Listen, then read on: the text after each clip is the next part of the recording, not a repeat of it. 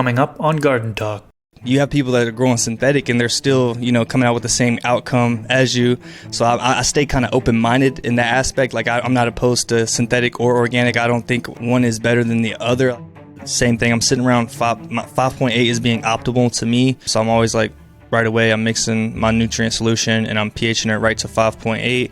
Because I like to do everything from my phone. All lights and everything are hooked up to smart plugs to where I could just control it from my phone.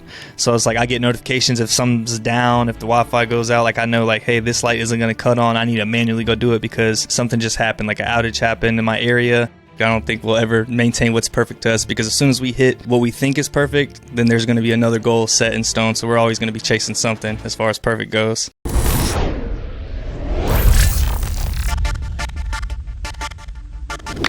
What's up, everybody? For you that don't know me, my name is Chris, aka Mr. Grow It, and you're tuned into the Garden Talk podcast. This is episode number 84. In this episode, I interview Dusa Farms. He is a YouTuber with nearly 6,000 subscribers and has been gardening for 2 years. This episode focuses on gardening for beginners, problems, and solutions. Thanks to all of you who support this podcast through Patreon. If you'd like to support, you can do so by going to patreon.com/MrGrowIt. Before we get into it, I want to acknowledge that one of my goals for this podcast is to bring zero cost for information about gardening, all plants, to the general public. That being said, I'd like to thank the sponsors of today's episode who helped make that goal possible. AC Infinity is sponsoring this episode.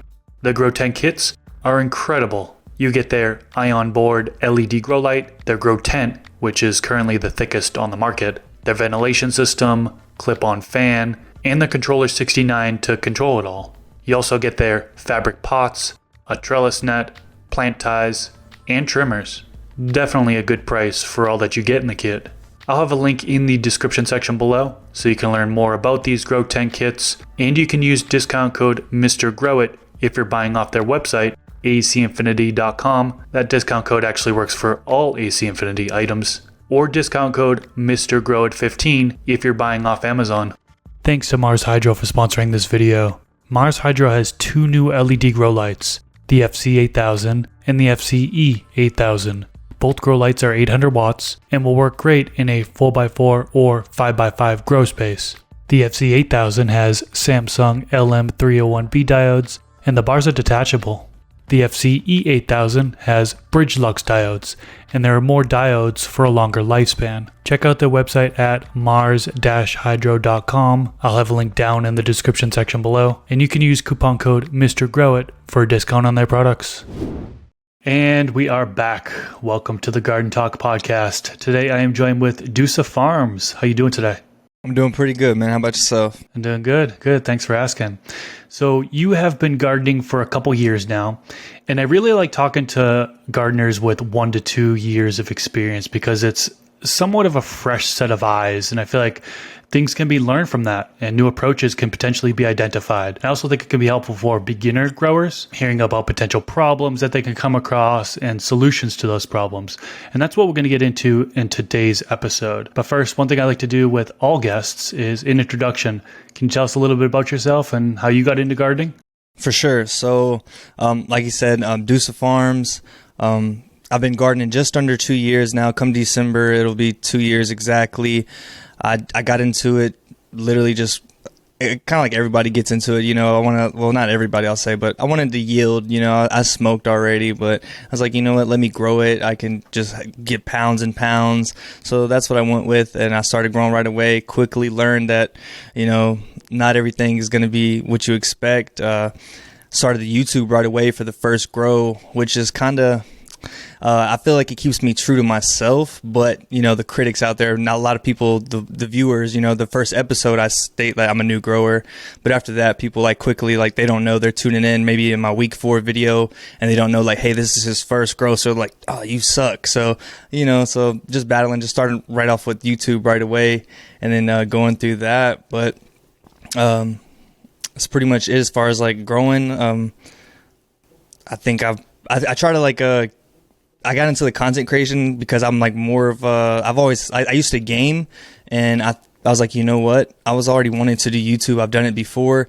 Let me do the same thing and apply that to the plants. Start a channel. I was already watching people like yourself, Mr. Canucks, Pigeons, CLTV. I was already watching a lot of these people. So I was like, well, let me just start my own and let me start it from day one and let everybody just see my growth. So when I'm maybe, on the same, as far as subscribers or level or whatever, like when I'm 200 subscribers in, people are looking back like, whoa, look at those. Like, this is where he started at. It's, he's come a long way. Like, so I can go that, it kind of motivates people. I feel like if I show them that, they'll be like, okay, not everybody starts as being the best or whatever. But I feel like that's where I can kind of come into play and just show my progress through that entire thing. Yeah, you certainly have to be somewhat brave in order to upload your grow to the internet. And sure, you're going to get a ton of haters, backseat growers, right? Those are the worst. The people who just tell you how to grow your plants without you even asking about it. So, like for the community in general, I feel like it's pretty positive for the most part. I would say like 99%, with 1% being like negative here and there, which I hear a lot of people say that. So I think we can all agree that is pretty positive for the most part. Because then, like, when you go into a gaming page and you see a lot of hate under those comments, or people that do pranks, you'll see a lot of hate under the comments, stuff like that. But it seems to go pretty well for our community. Like this morning, I get one. It's people are like, oh, if I grew plants for this long and yielded this much, like I'd kill myself, or like the typical hate. But I get one this morning, and then I like I said, I try to keep things pretty transparent. I try to show everything. Being a content creator, I know sometimes things can get lost in there. We might not record everything, but when it comes to growing plants, I put the days in there. I put where I'm at on the footage, and someone sees like I'm in veg during my plant's growth at day 89, and they're like, no way, you're a good grower can never be great growing like that. And I was like, I never claimed I was good nor great. I was like, but I appreciate it. And I was like, they're like, I lost all respect from you. I was like, okay, that's a silly way to lose respect for someone, but to each its own. You have a great day. Yeah, I agree with you. And like the community is great. There's a lot of positive people, 99% positive. Anyways, that's besides the point. It's cool that you're actually a content creator now and you're uploading your grow to YouTube so people can view and, show off what you have, maybe ask for advice. And that's one of the reasons why I got into it. But what would you say is your gardening style, right? There's so many different ways to grow this plant. Are you indoors, outdoors? Are you organic, synthetic, soil, cocoa? What's your style? Okay, so I am an indoor gardener. I haven't done any outdoor yet, as much as I would love to. Just not. Look, once I move into my house, once I buy my house, I do plan to do some outdoor stuff. But as of right now, I've only done indoor. As far as my style, I feel like I like to say I try to keep it simple, but sometimes, I have to keep it as simple as I can because I do record video, I do footage, but at the same time I have to like do certain things here and there to show the audience things that I wouldn't normally do. Like, it's just adding the camera to the mix. I'm not saying like I'm just doing something because of the camera, but I do have to add certain things here and there just to make, I'm battling I'm fighting two fights. I'm trying to make sure I get some footage for this and make sure I garden. So, but I do try to keep it as simple as possible to make that, or have to add in the YouTube stuff and the content creation, making that a little bit easier and just having fun. But yeah, I do try to keep it as simple as possible and have as much fun. Organic and synthetic. So I've only done synthetic. I want to do organic because a lot of people, this is my take on organic. I feel like, I do have some Gaia Green. I do have Gaia Green on my shelf and I did try to use it, but how I feel about people that some people that do organic gardening is there's a few of them out there, and like when I first found out about the organic gardening, I see a lot of people are like pushing it, and there's a few of them out there where they're just like, that's the only way, that's the best way, and they put so much faith in everything into it, which I feel like organic, I feel like you should try to be as organic as possible, but it's just, to me, I relate it to people that do keto in the fitness world. For the viewers out there that are into fitness and know about people that are on the keto diet, some people that are on the keto diet, they'll like really push keto, like it's the only way to get in shape, the only way to lose body fat. And I feel like I relate that to some of the people that do organic gardening, because it's just like those two personalities, like sometimes they can get like, feel like that's the only way. Well, it's like you have people that are growing synthetic and they're still, coming out with the same outcome as you. So I stay kind of open-minded in that aspect. Like I'm not opposed to synthetic or organic. I don't think one is better than the other. Like if they both get the job done. Yes, I would like to do organic just for the sake of, cutting back on, the footprint of pollution and stuff like that. But as of right now, I've only been doing synthetic, and started off general hydroponics. I think that's like the typical, that was like the only thing I thought out there. That's the only thing I could find at first, was like general hydroponics. It was like $30 for 3 bottles. So I was like, I go with the Flora Trio. And then since then, I've tried some more general hydroponics stuff. But as of lately, I just started for my every grow I have going right now. I've been running Athena. So those are the only 2, bottle nutrients I've used. I did start off one of my grows right away. I was the first Coco grow. I was like, I'm going to do organic. I really wanted to do organic just to say I've done it, and I want to try everything. I want to see what exactly works for me, so I can, because I don't know what I like right now. Like, I know what I like currently, but in a year from now, I might not like I might not like the same grow style. I might have a totally different grow style. I might think this product is way better than that product. So I bought the Gaia Green, got some Coco. I grew my plants, I started them in a humidity dome. Once they got to a certain size, they were already kind of showing some, like they needed some nutrients. They were showing little deficiencies. So I was like, all right, go and get them transplanted so I could start, top dressing and feeding them. Well, I didn't know with the organic gardening and top dressing, it takes like a week, maybe like around a week to break down. And when I put them in there, they're going through that shock of transplant. I don't see any signs of recovery. I'm just like, oh, what is going on? I'm asking people. They said, yeah, you should have went ahead and top dressed it before putting them in there so that the nutrients were readily available. So I was like, you know what? Maybe not this run, maybe the next run. I was like, I just mixed up some bottle nutrients. I was like, and they bounced back. I was like, all right. I was like, Synganic or whatever.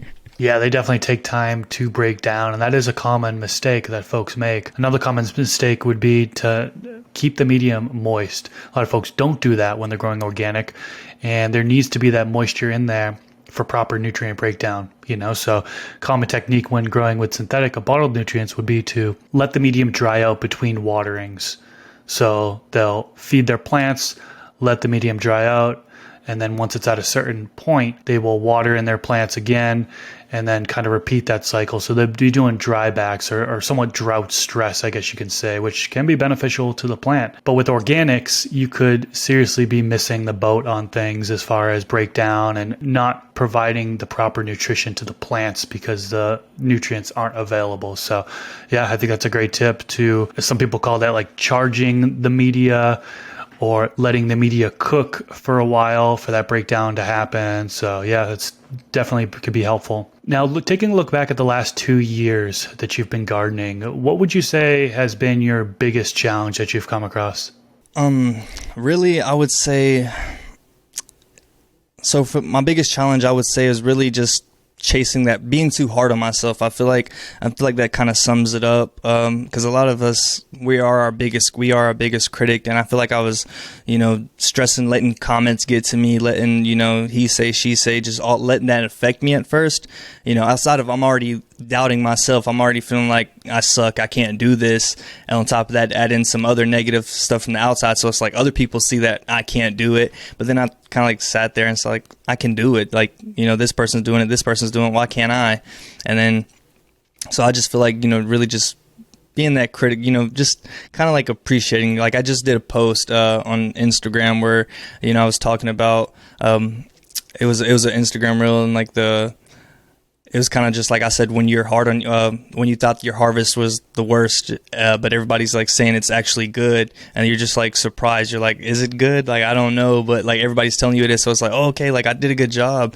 And it's just that self-doubt, and just chasing perfect. I feel like, everybody wants that, the perfect run, and it's just going to be like in the Rock of Eternity. You'll just continuously, chase perfect. I don't think we'll ever maintain what's perfect to us, because as soon as we hit, what we think is perfect, then there's going to be another goal set in stone. So we're always going to be chasing something as far as perfect goes. I can totally relate to that.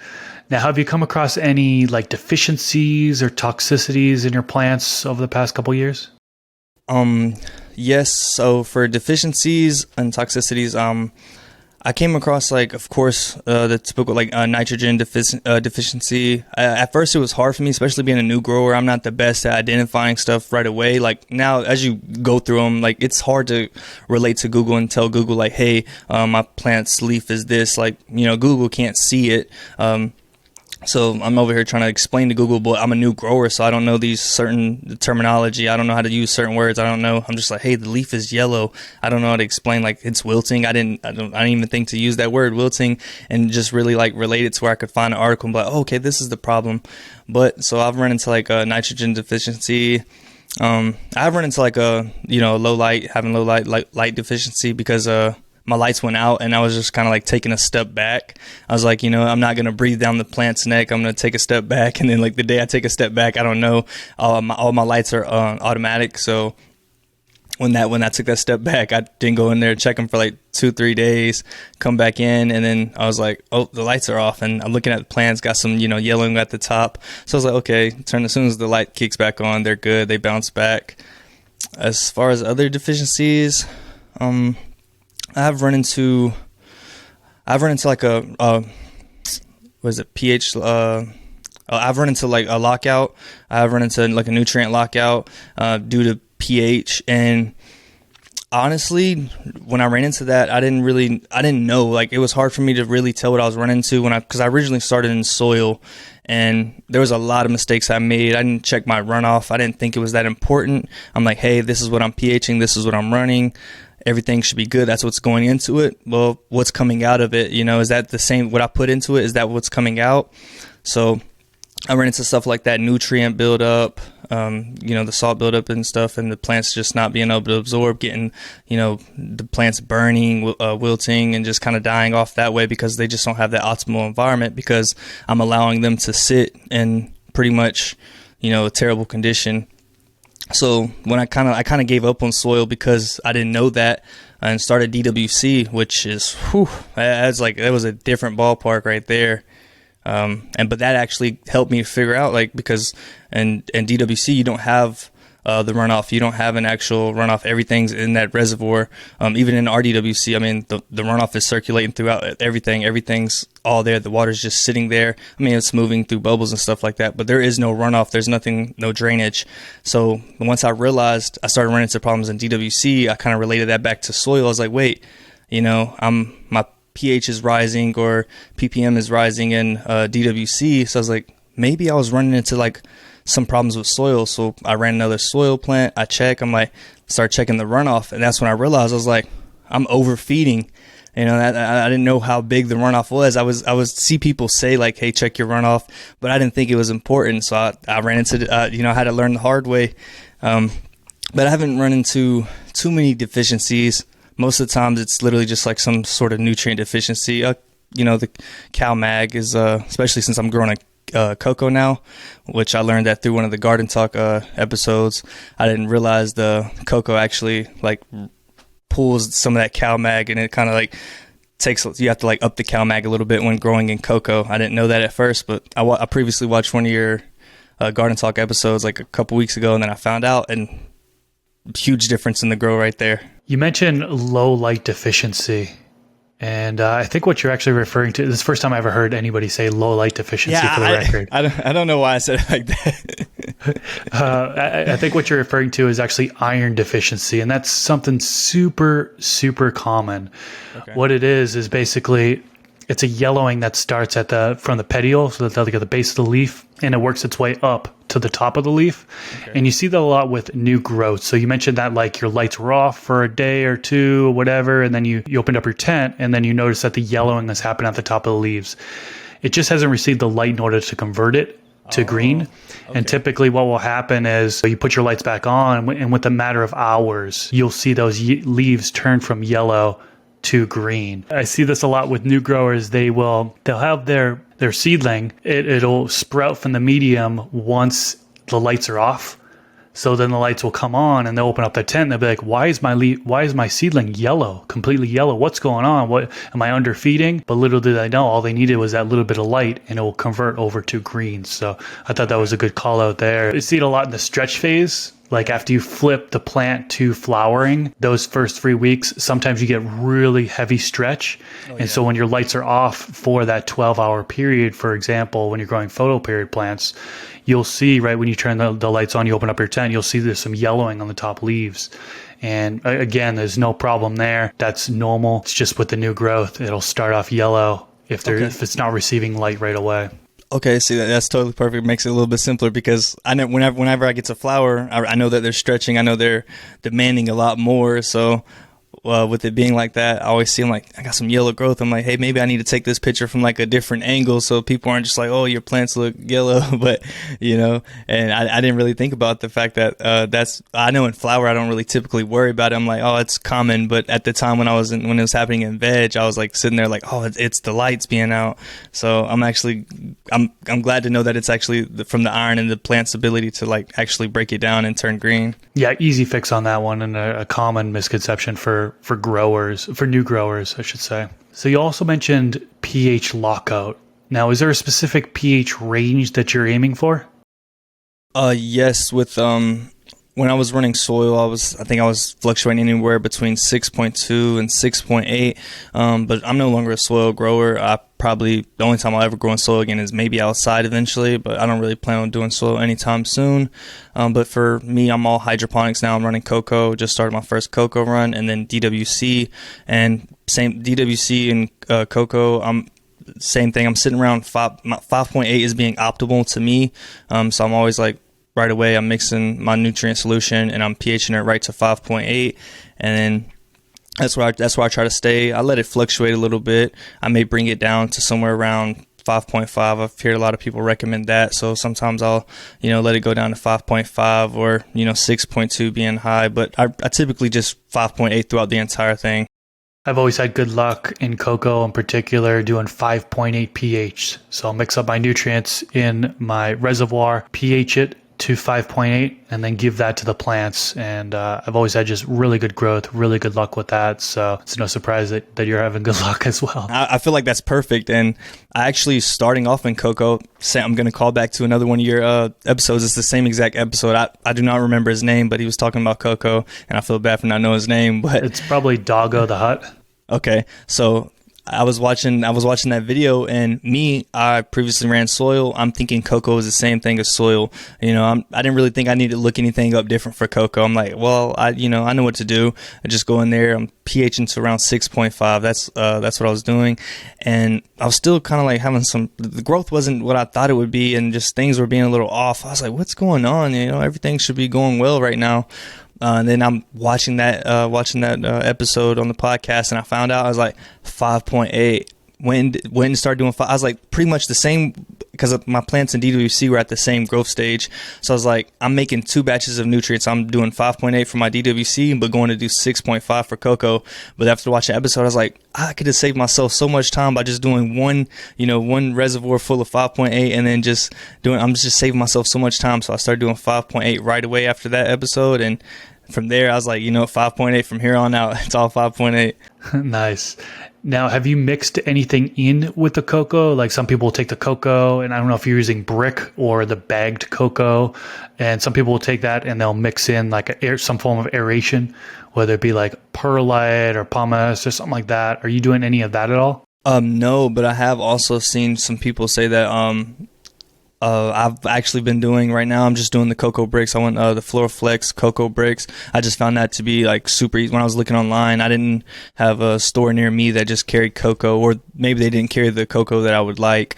So I was like, go online. I'm looking at prices, and I was like, I keep seeing these Floraflex Coco bags and just other different varieties, but I kept seeing the Floraflex ones. So I was like, I'm going to try that out. It seems pretty simple. I've had reptiles before. I've messed with bricks of Coco, so it should be the same, concept. So that's what I went with. I went with the Coco bricks, and I just pretty much, prepped them that way. I didn't add anything to it. Just left them exactly how they were, and just, because they come dry. So I just add some moisture. They expanded, and then from there, I just kept it at that. All right, so you didn't do any rinsing or buffering of the brick. That's a common technique that people do is they'll rinse it out because a lot of these come with a lot high salt content, and that's really not needed for plant growth. Well, let me take that back. There is some plants that can take sodium, but some of these cocoa bricks just have an excess amount of sodium in it, so they'll rinse that out and then they'll buffer it in with like they'll soak the brick in with CalMag, for example, and so that basically the cocoa particles retain cations. So think of it like a magnet. So that calcium, magnesium, those are cations. They stick to those cocoa particles. Did you do any rinsing or buffering, or was it straight out of the brick that you just grew in? Yeah, bro. Right away, I guess I kind of rinsed a little bit because I had a friend. They told me as soon as they saw that I had the cocoa bricks, I was like, "Hey, I'm getting ready to do these." I knew that he had already done some cocoa in the past, the same Floorflex bricks. He hits me up. He's like, right away, he's like, "Hey, make sure you like really rinse them off. They like you said, the salt. He said they're pretty high. Like when I get them, they're always at already at like a 3 EC. So I was sitting there nervous about that. I was like, okay. So I did kind of rinse it in a way right away. But once I got it, I didn't rinse it too much. I just kind of filled the bags up and I had a lot of runoff. So it kind of got rinsed out, but I didn't really stress it, rinsing too much. And I would check the runoff after, water my plants. And I seen that everything, what I was putting in, it was roughly around the same. So I didn't have to worry about that too much. But I was nervous about that when he told me that. I was like, oh, no, I'm going to burn my plants or, whatever. I was like, all the salt build up. I was super nervous about that. So I did a little bit of rinsing. Got it. And you talked about pH a little bit, but let's get into EC and ppm. That's another thing that people will check, whether it be the EC or ppm of the nutrient solution going in or the runoff value. Are you monitoring the EC or ppm at all? Yes. With DWC, I used to monitor daily. I would constantly go in there and check daily, but then that kind of gets played out when I have 7 different buckets and I don't have RDWC, so I'm checking 7 individual buckets. And I kind of once I stopped, I took a step back, I stopped stressing that portion so much. I'm constantly checking it because that was that's what I was under the interpretation that I literally had to check it every day and I had to make sure everything stayed in line. But once I kind of I check it 2-3 times a week. I'm not really stressing it as much. As far as the DWC cocoa, anytime I see some runoff, I'll check the runoff just to make sure. But yeah, I don't typically check it all too often for the ppm. I go by ppm, not the EC. I just feel like ppm is just, to me, EC is just the smaller number, and I feel like the ppm to me is just, it's a lot easier to understand. And I was I'll just stay with ppm because some people some people only do EC, so they'll refer to everything as EC, and I just don't have any knowledge of it. I could look at a chart and look at a side-by-side comparison, okay, this ppm should be around this EC, but I don't typically refer to the EC at all. Even though my meter does check EC, I just stick strictly ppm, which I do check. The DWC, I want to make sure, if it's lowering, if the ppm is lowering, I'm okay, everything's good. The plant's absorbing those nutrients properly. If the ppm is rising, I'm hold on, something's wrong. Maybe I need to feed a little bit lower dosage. Maybe something else is going on for maybe the mix wasn't right. Maybe something was just off. And I know there's some sort of problem where the plant's not absorbing it. So I do check it, here and there. I do try to check my ppm and stay on top of it, but I'm not stressing it as much as I did right away when I first started. Okay, yeah, and there are conversion charts that you can Google and find EC to ppm, and some people use EC, some people use ppm. I wouldn't say one way is right and one way is wrong, right? This one's a conversion of the other, right? There's also 500 scale and 700 scale meters, so you just have to be careful there and know what your meter is, whether it's a 500 scale TDS tester or a 700 scale TDS tester, because those are different calculations from EC. And just like that, I just learned something.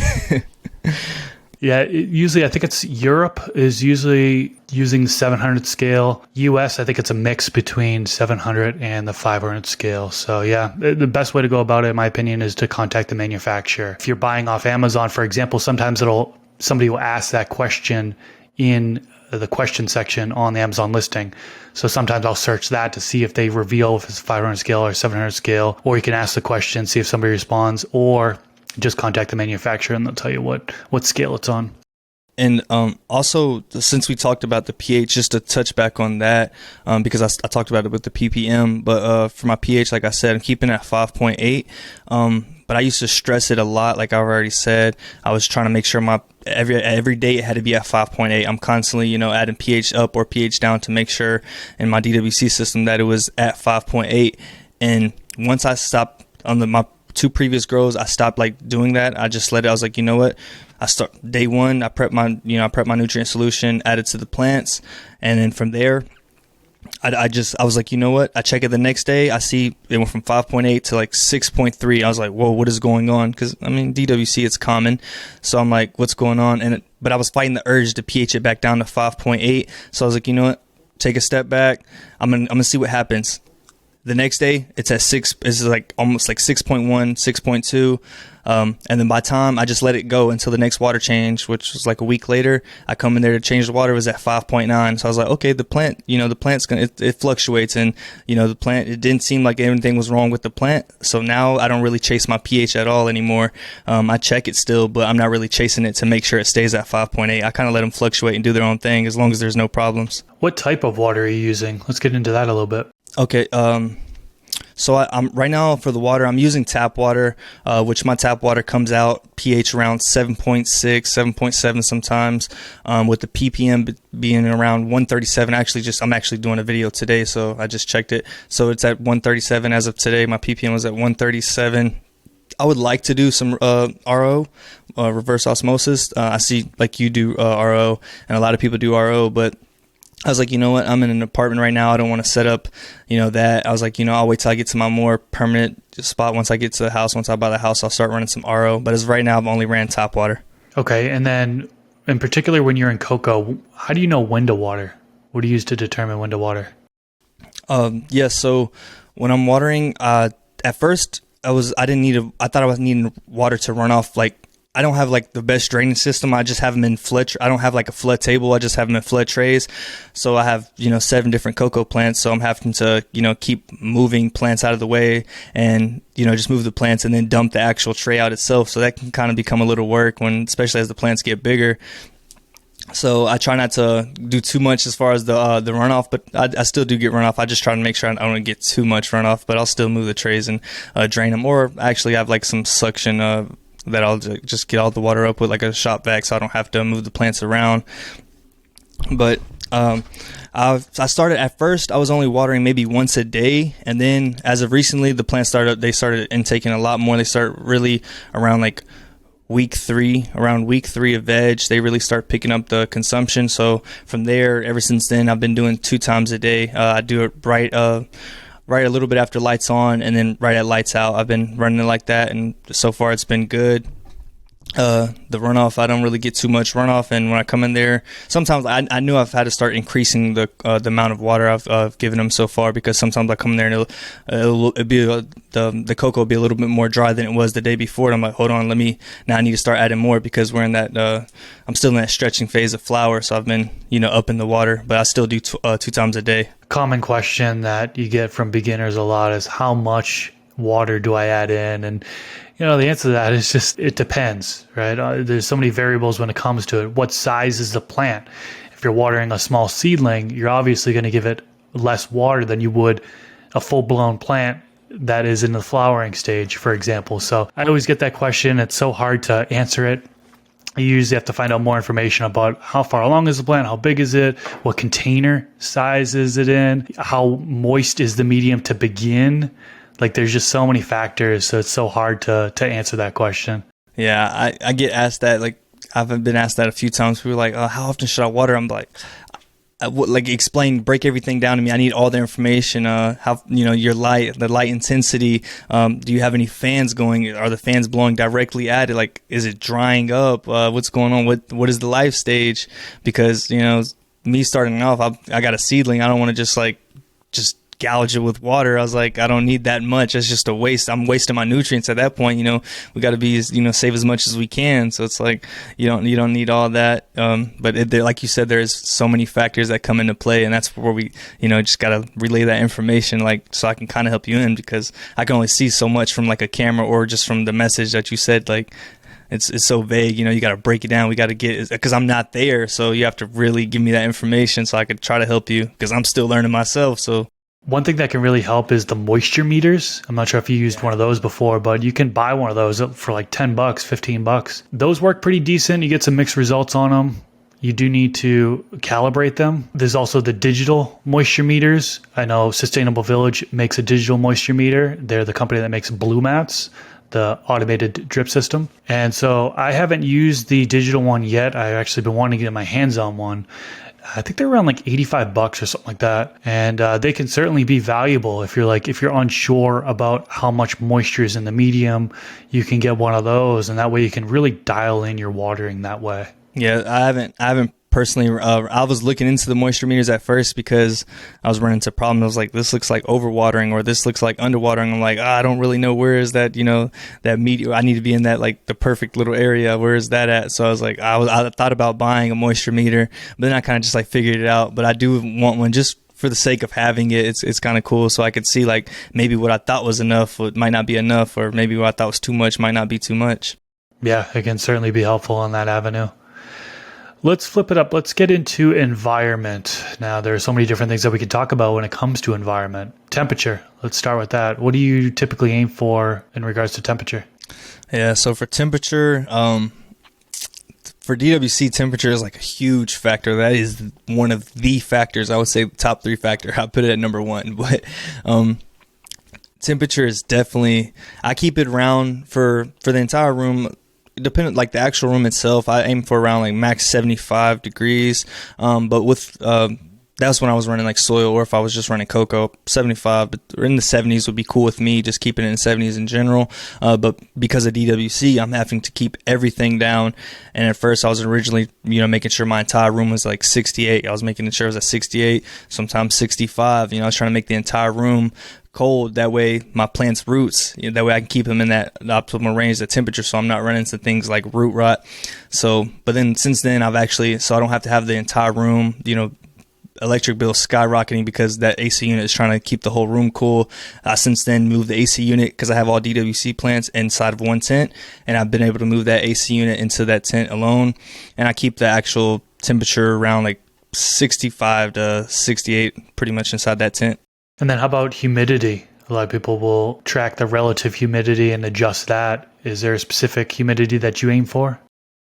Yes, I do typically stay, I kind of throughout the entire process, I guess starting off, I'm around like for seedlings, well, they're in the dome, so like a 90 plus, but throughout the rest of the grow, I'm just keeping it at 50%. And I just keep my dehumidifier set 50%. Sometimes if it's a super humid day and I see like the water's building up, or I'm going to be gone and I want to extend the life, because I don't have the dehumidifier draining outside. I have it draining in just to a bigger bucket, which I know it takes a couple of days, but sometimes if I want it to last just a little bit longer, if I'm going to be gone, I'll crank it up to like 60, so it's not fighting too hard to keep it at 50%, but around 50 is where I stay throughout the entire grow.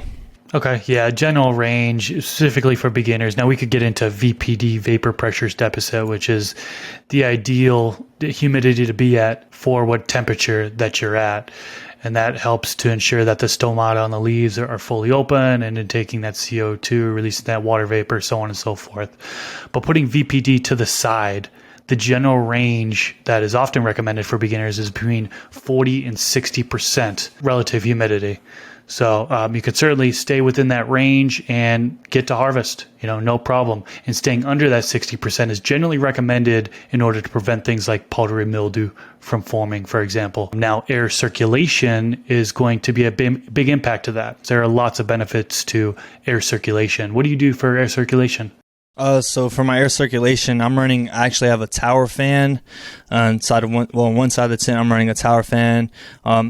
I actually want to get more tower fans and just run solely tower fans, because I just like at any stage, it's good. It's still going to be blowing an even amount of air throughout the canopy. But I do have one tower fan, and the rest is just like, I believe like 6-inch oscillating fans. I'm not sure the exact size, but I have oscillating fans, and I'll have to prop them as the plants grow. Sometimes I'll have to like prop them up on something or hang them from the ceiling. But as of right now, that's like the only thing I'm running for fans and oscillating. And then, well, I have air pulling out from the AC Infinity. I do have that pulling air out. But as far as fans goes, it's just a few oscillating fans and a tower fan. Most recently, I've been using the AC Infinity clip-on fans that clip onto the side of the grow tent and oscillate. Those things are pretty cool. I want to get one. I saw it. Yeah. Because it makes it so you can just right onto a pole. Yep. I actually have 4 of them. And, the way of positioning the fans in your grow space is something that not a lot of people talk about. And some people say there is a right and a wrong way to do it. And I'm not here to say that there is a right way and a wrong way to do it. But a common technique people will do is they'll put like two of those clip-on fans towards the lower part of their grow tent, for example. So it's blowing underneath the canopy. And then on the other side of the grow tent, up more, they'll have the fans blowing above the canopy or through the canopy.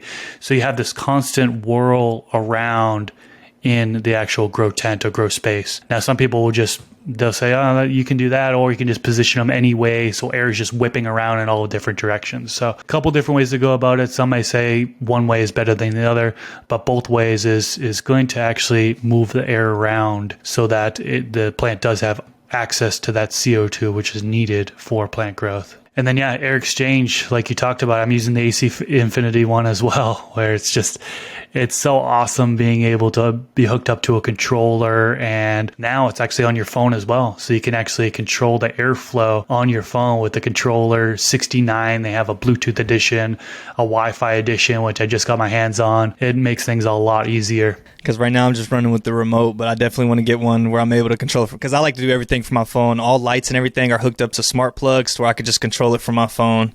So it's like I get notifications if something's down, if the Wi-Fi goes out. Like I know, like, hey, this light isn't going to cut on. I need to manually go do it because maybe something just happened, like an outage happened in my area. So I know I need to prep for that. So it kind of gives me that less thing to worry about when I'm away. And then I also have like a camera hooked up so I can like kind of watch just in case I'm like, oh, it looks like there's a problem happening over there. Yeah, that helps. I mean, I remember back in the day, none of this stuff existed. I was like, open up the tent and, disturbing that environment. And I live in a very dry climate. So I'm like opening up the tent, humidity's escaping. You're seeing a drop in humidity and, closing it up. And it's so much easier to just be able to look at the phone and seeing what the temperature and humidity is there, or looking at the camera and being able to see that the plants are okay, that the lights are on like they should be, so on and so forth. So yeah, automation is just...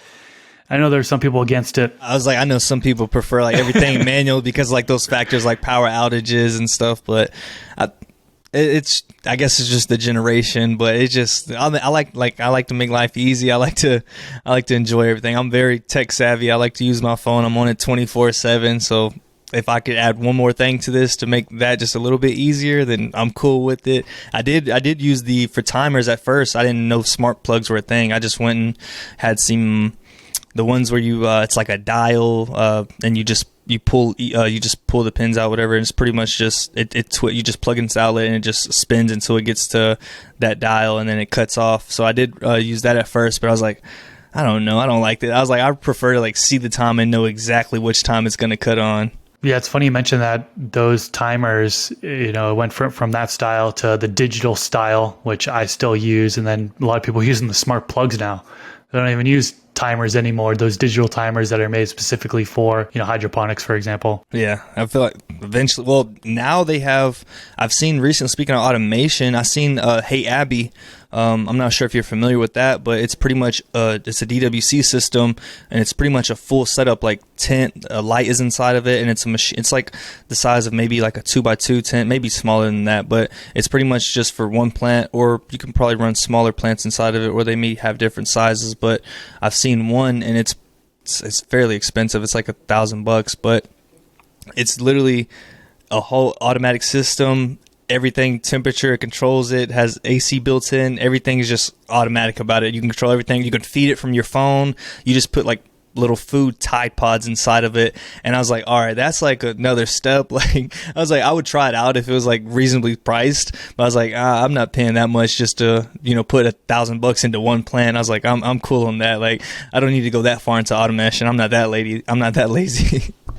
You know, there have been a handful of those systems out there in the past decade, and all of them suck for medicinal plants. I mean, lettuce, you know, or leafy greens, sure, but people have been trying these systems. They've been spending the thousands of dollars and realize, hey, it's better to just spend $1,000 on a grow tank kit than it is to send on one automated box, which, yeah, it's supposed to control the pH. There's a reservoir in there, there's lighting in there, but they're all just terrible. So yeah, it is. It didn't even look good. I'm looking at it. I get like a little, the person I've seen the video from, they like show inside of it. I'm looking at like the aeration, the bubble output, and I'm like, this is most likely going to run into root rot. I was like, he's going to run into root rot. No, it's terrible. I want to go back to the lighting issue you talked about. Have you ever had like a power outage that you had to deal with at all, or no? As far as long term, like for some reason, like, you know, there comes times, there's like maybe a week where it'll happen like a couple times, but it'll like be quickly back on. There was one time where my lights were out for maybe 2-3 hours, and at that point, after like, usually when they go out, they're out for a couple minutes and they may just pop right back up within like 5 minutes. But when they were out for like, after like 30 minutes of being out, I'm sitting there like, okay, anytime now, an hour, I'm just like, I don't see it storming outside. Why is the power out? And I was sitting there like just super nervous. I was like, oh no, like this is like, what do I do? Like, I don't have a generator. I don't have any sort to get my lights back on.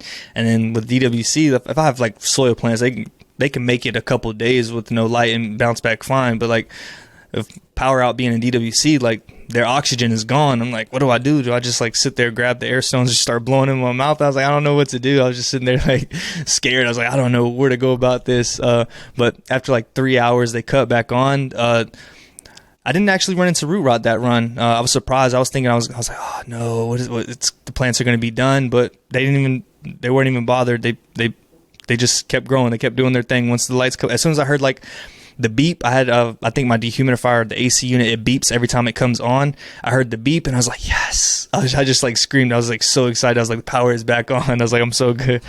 But since then, I was like, when I move into like a more permanent setup, I was like, I'm going to like invest in something like a generator or something where I could temporarily, or, you know, just get my power back and running while the outage is taking place.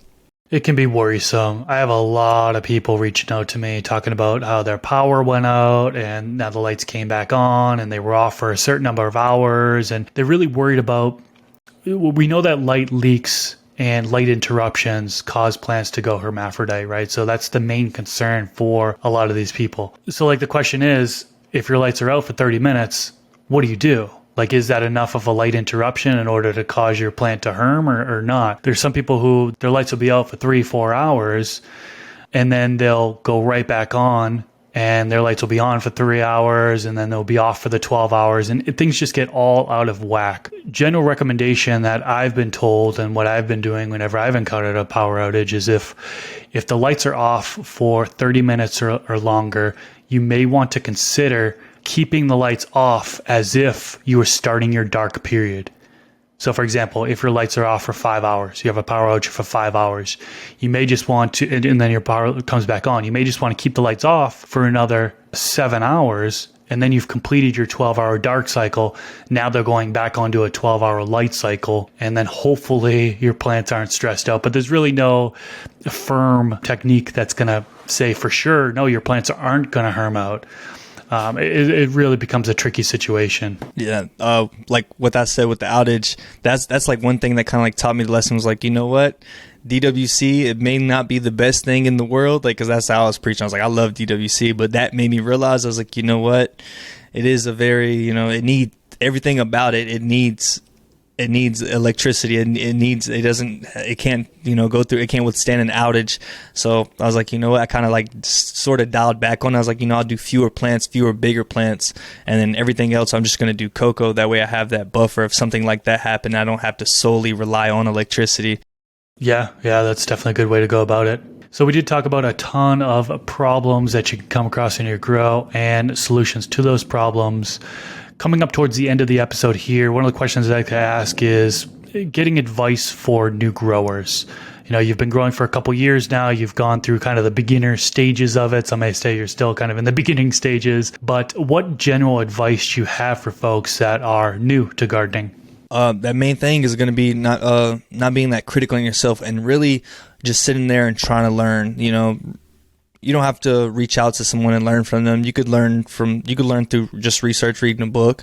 You know, yourself. You have a book. You could, keep it simple. Really, just keep everything as simple as possible. And you don't have to know everything. That's like the biggest concern. Is like, as a new grower, I feel like I've reached a point where I was like, you know what? It was like a big drastic change. I was like growing. I felt new. I felt like I didn't know anything. And then I really just started focusing on like not trying to know everything, not know the terminology, and just like sitting there like, it's strain. I don't have to say cultivar. I don't have to just, there's so much information out there. I just need to know what I needed to know.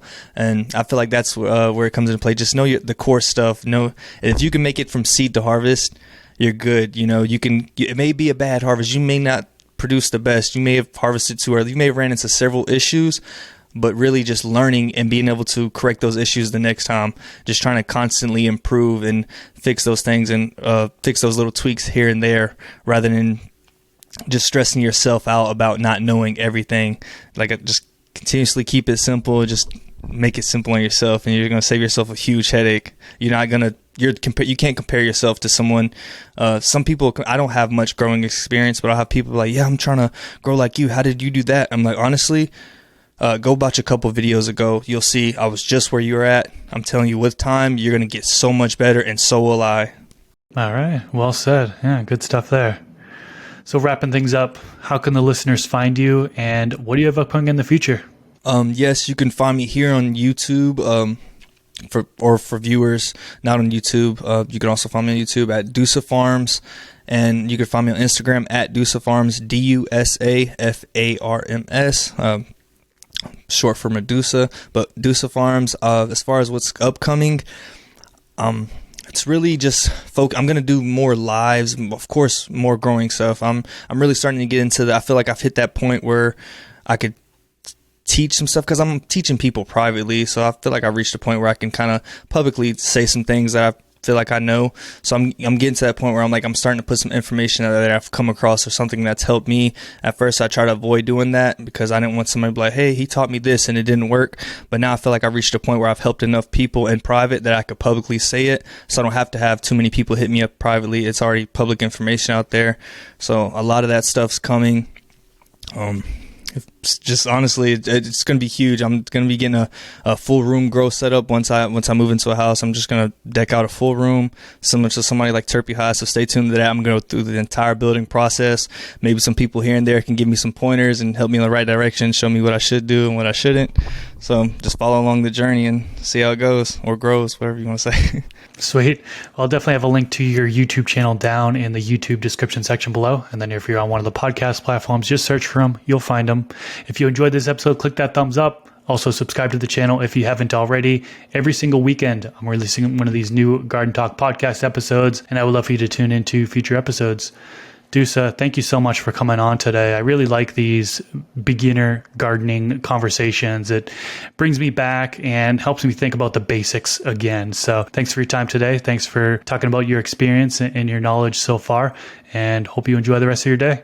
All right, you too. Take care. Appreciate you for having me on. Peace out, everyone. Catch you in the next episode.